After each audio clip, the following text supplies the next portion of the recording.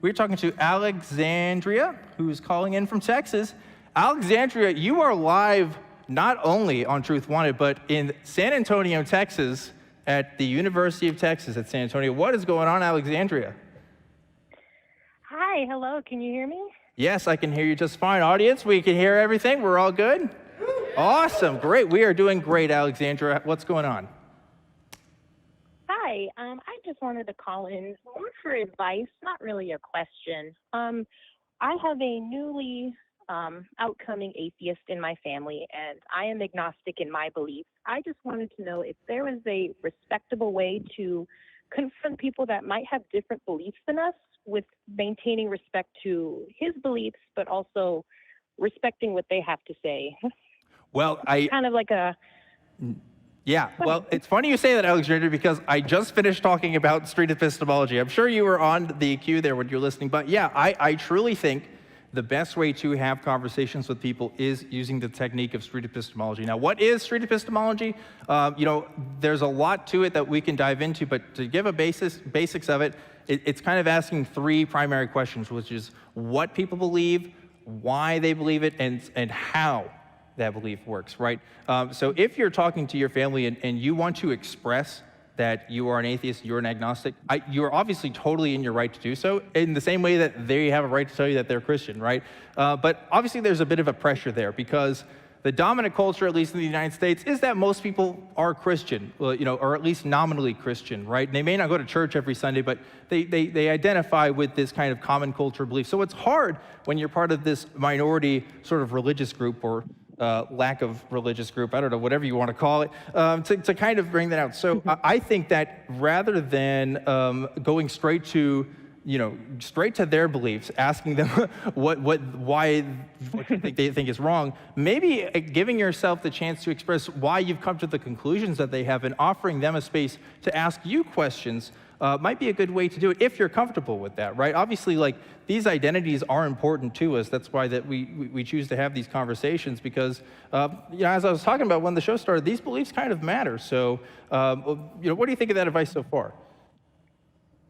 I think it's great. I only bring it up because I'm recently getting married, and my fiance's family, they're slightly more, religious. They pray before meals, and they think, God has a plan for them. Yeah. But on my side of the family, it's more agnostic and atheist. Sure. So I wanted to kind of prevent a fight that might happen. Yeah. And if it does happen, how I can kind of steer it into a more positive, correctional way. Yeah, that's really important to get out of the way, right? Like, you got to figure out where the lines are drawn there.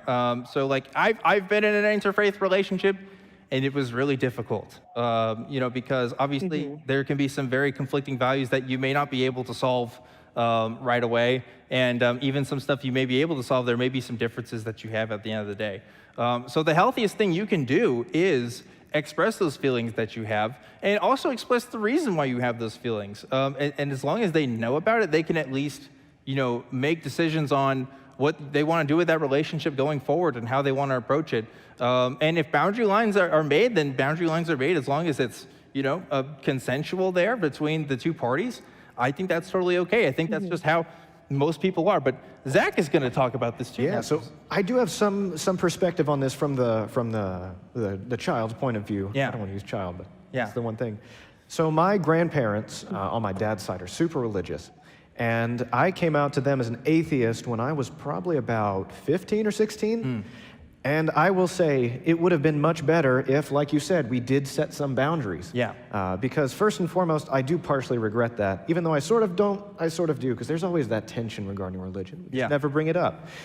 But setting those boundaries should make sure that feelings are never hurt and just no big disagreements happen at all. Yeah. My parents found out about my atheism through this show. Which is not great. Not great when you have a backlog of like at least 100 hours of content for them to go through to like figure that out. And also when you say curse words and other things. So not great when you're the parent. But I regret that. I wish I had told them ahead of time so that, like you said, Zach, so that we could kind of figure out where those boundaries lie. And my relationship with my parents is pretty good at the moment. They know that I do my thing, and that's just the way it is. But at the end of the day, if you're going to choose to have these people in your life, mean, that's a decision that you have to make and see if that's a relationship worth having, and that's something that you both have to come to terms with. So I'm glad that you are approaching this proactively, Alexandra, because I think that's the best thing you can do in a situation like this. What do you think? I'm trying. Yeah. It's getting hard with, wedding stuff. They want a more religious ceremony, and my fiance, he's not as religious as his parents. Sure. He's non-denominational, so he doesn't really mind if there's a heavy religion in the ceremony, but I'm trying to find an equal balance, but also respecting my side of the family and their beliefs plus my beliefs, but not excluding them completely. So I understand what you guys are coming from. It might just have to be a conversation that we have, months and weeks before, just so we can get some solid ground and go from there. Absolutely. And the relationship you have with your partner is going to be the most important, right? Like, extended family is going to be what it is. It's whatever kind of relationship you want to have with them in your life. Again, a lot of my extended family is religious, and they still choose to have a relationship with me because they know who I am and they respect who I am. But that was difficult at first when they figured out that I do all this stuff. And again, it's good to be proactive because, we're the minorities here, right? We're the ones that we're hoping to get acceptance from them, which isn't fair, right? Like, you shouldn't have to do that. Yeah. But that's just the world that we live in right now until the world becomes more normalized for atheists and agnostics to kind of come out with their identities. These are conversations we're just going to continue to have. I hope one day that it becomes so normal that says, oh, this is who I am, and people will be like, oh, okay. But we're not there yet. We're fighting to be there, but we're not quite there. But anyway, Alexandra, I hope that was useful for you. Anything else you wanted to add? No, I respect all you guys say, and that really helped me out. I'll definitely use these techniques moving forward. Thank you. Perfect. Thank you Thanks so for much, calling. Alexandra. Appreciate you calling into the show.